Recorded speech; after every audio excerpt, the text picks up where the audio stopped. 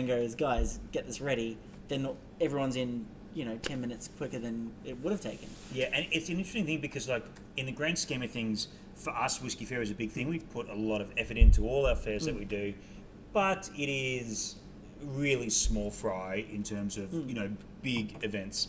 And I'm seeing a few things coming through here. And Karina just said that she lost us, but Karina was, who works at one of the bigger venues in Sydney, was a huge help for us through that. And Ian McKinlay from Alba Whiskey Commons said that the Dramfest masterclasses were popular. This is the first Dramfest I've missed in a little while. Last year's one. No, this year's one. Oh, I forget. What year is it? No, last year's. No, it was this year. Was it this year? Pretty sure it was this year. Maybe. But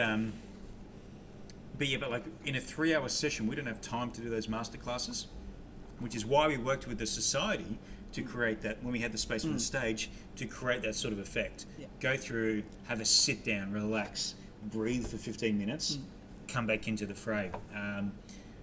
And I'm lucky enough to be surrounded by people from this industry and the previous industry, like my previous industry I used to work in, which is, pretty much purely event based these days, to be able to draw upon a fair bit of knowledge, which has been cool, and I think that was a huge success, and we were looking at doing that again this year.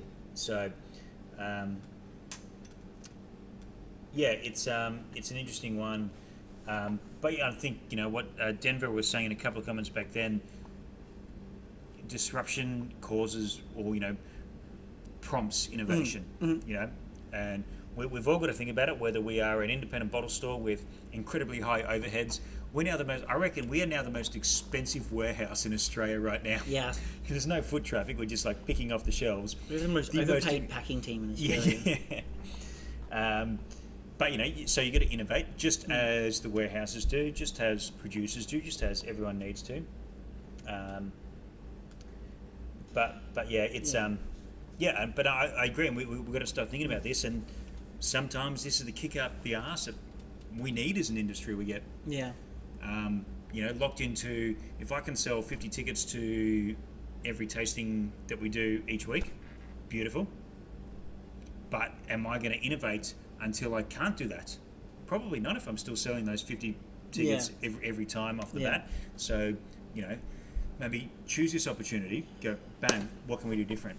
And I think, like a conversation that we had, which I suppose is worth talking about, it was, I think that we saw a lot of purchases off these sort of more introductory virtual tastings that we've sold to people that, you might, as an outsider, find coming to a boutique tasting here at the Oak Barrel that's known for its events and things like that to be quite an intimidating experience. Like, I certainly know people along that same sort of thought pattern of thinking, I don't want to go in there and sit in the room and be in the same, and be under the pressure of,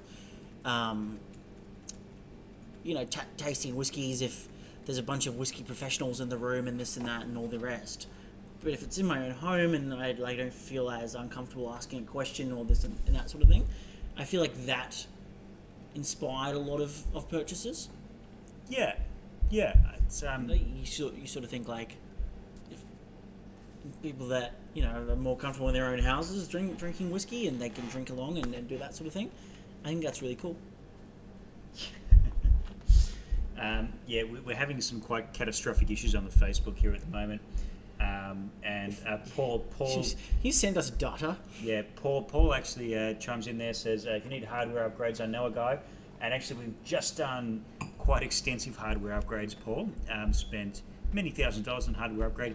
What the issue is, what we've done here now is we didn't expect to be going live for 3 hours every night of the week. And so the data that we thought that we were going to use, we've actually expended that, and download speeds are great, but the upload speeds that we need are being a little bit problematic. It's 2020 and we ran out of internet. Yeah. And people are bigging us up for being able to go everywhere. Really good point, Ian McKinlay. Like, and that's what I was alluding to. Like, that's I can sell 44 tickets to the same 44 people every time, it's great. It keeps me in a job, keeps this business turning over, but does it do much for the whiskey industry and does it do much for our business moving forward when I need to branch out? So yes, like all of a sudden we can now run tasting to 100 people around the country, and we can do all sorts of different tastings with all sorts of people from all around the world, which is and as I've said a couple of times, so if you've tuned in a few times before and I'm repeating myself, everything that we are doing as the Oak Barrel here, in terms of a virtual tasting or something different, is done on the premise that if we stepped back and said, if this was the same time last year, would this still be a good idea? Would you still do this in a time where you can hang out with more than 2 people at the same time? If you say no, go back, think about it again. Right now, if like all the ideas we came up, hopefully I would go, yes, I would still do this if I could run tastings out the back. This is still a good idea for people outside of it. Are we Goldie? Yeah. A huge untapped audience out there, Scott. Let's connect. I don't know what that "let's connect" mean, but yeah, like. do you like on Instagram? I don't know. I think so, but I